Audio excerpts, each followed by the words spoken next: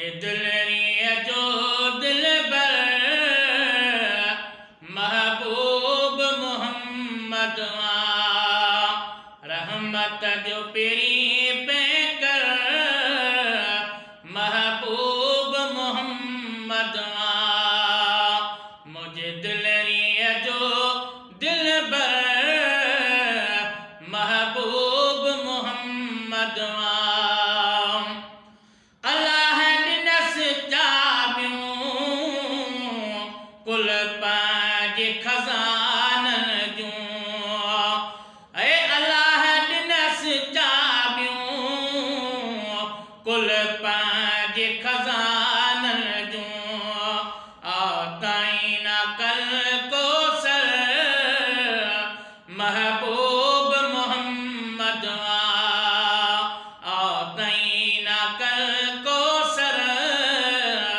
महबूब मोहम्मद मुझे दुलरिया जो दिलबर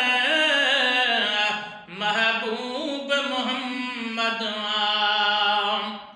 अल्लाह दियर ते हथ हबी वंड हबीबन जे ऐ अल्लाह दियर ते वंड हथ हबीबन जे ओ सुहणो सखी सरवर महबूब मोहम्मद ओ सुहणो सखी सरवर महबूब मोहम्मद मुझे दुलरिया जो दिलबर महबूब मोहम्मद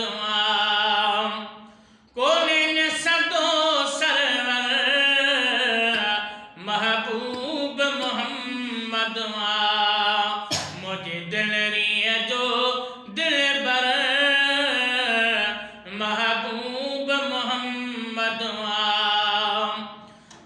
कुरान के पारन में आसमान के तारन में कुरान के पारन में आसमान गड रब जे जिक्र सा जिक्र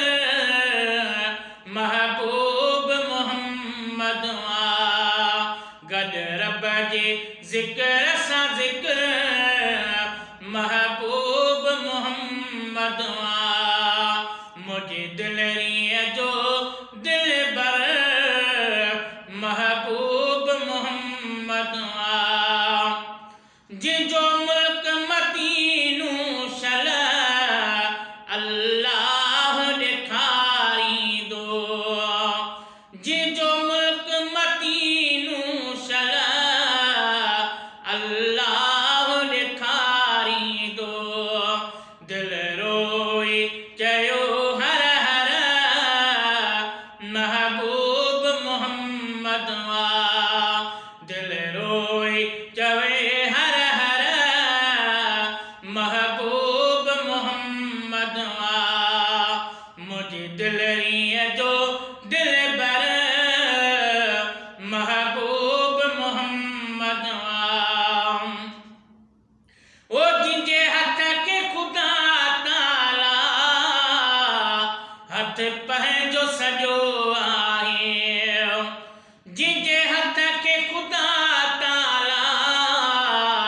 हथ पंहिंजो सॼो आहे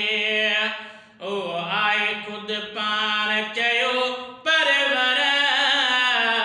महबूब मोहम्मद ओ आहे खुद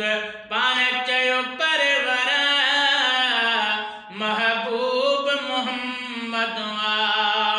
मुझे दुलरिया जो दिलबर महबूब मोहम्मद ही करम तर आए सैयद जो सगदर ही करम तर आए सैयद जो सगदर ओ रूहानी रहबर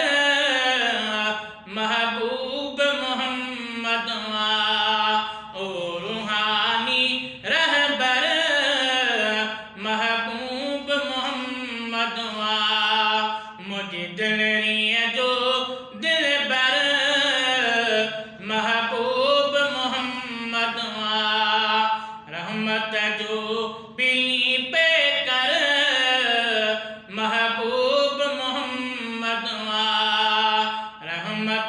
पीरी पे कर